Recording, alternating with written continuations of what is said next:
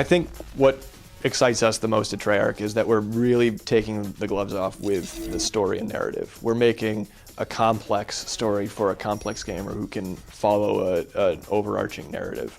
And it's going to have lots of twists and turns and surprises in it. And one might say that World at War story wasn't that deep and complex, but this time we're really focusing on good storytelling. And then multiplayer, it's such an important piece to Call of Duty. So, like I said, we have a dedicated team working on that from day one. Let's put it in perspective for you. We had multiplayer started and up and running so early in the project that some single player levels actually are being built around multiplayer maps that we had in production. So it's not the other way around. It's not single player maps being brought into multiplayer. It's multiplayer brought into single player. So that's how ahead of the game they were. World War II wasn't necessarily played out. We did a lot of World War II games. That's no secret. But to us, Black Ops, this Cold War setting, was just it was an opportunity. It's never been done before in the Call of Duty franchise, and really any other Cold War era shooter. I personally, I don't know of any that I've played, so it's just an opportunity for us to maybe set that bar of what a Cold War game could be, and have something that's brand new and fresh in the franchise. It's not just a Vietnam game, which was the big rumor online. It's a game that has some Vietnam in it for sure, but it's not about Vietnam, and it's going to take you around the globe from a number of different deniable operations. These Black Ops, these things that if these soldiers were captured, that we would have to disavow all knowledge of, because it would start World War III. If Russia knew that we were invading their Soviet weapons manufacturing facility in the Ural Mountains, if they found out that was us, that would be all it would take for them to start launching missiles.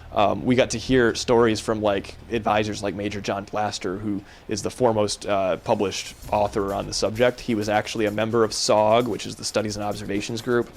And this is just the best of the best, most elite fighting force that you can imagine.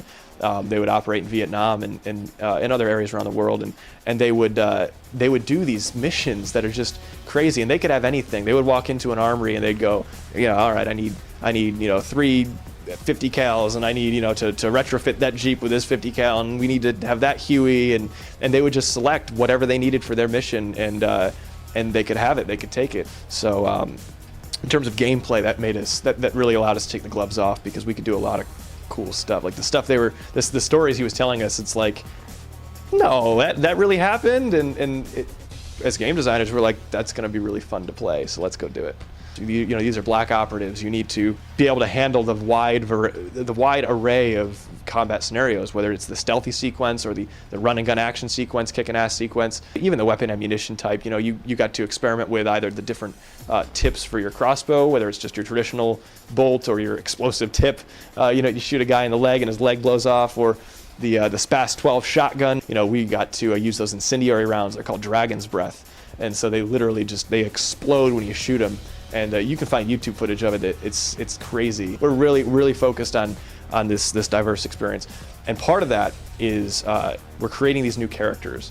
So because we have these SOG units and these Black Op forces that are the best of the best, they graduated top of their class, they're charismatic, they're natural leaders. These are really cool guys. You're no longer just a normal foot soldier in the army. You have a voice for the first time in a Call of Duty game. Your character will speak and be the one giving direction, and you'll have a face that you'll recognize. You'll be playing from the perspective of 2 main characters primarily, Mason and Hudson, and these guys both are just part of these CIA-backed Black Ops teams, and so they're going to be leading you through all these different hot wars around the globe. We've been working on Call of Duty games for years. We had Call of Duty 2 Big Red 1, Call of Duty 3, Call of Duty World at War, Modern Warfare Reflex for the Wii. It's just we have a really long track record in the Call of Duty franchise, and we feel like we really understand the engine well and the fans well, and so this game hopefully is going to be that pinnacle of all the learning, and so we're really taking the gloves off with this one, and we're committed to making the best game that we've ever made.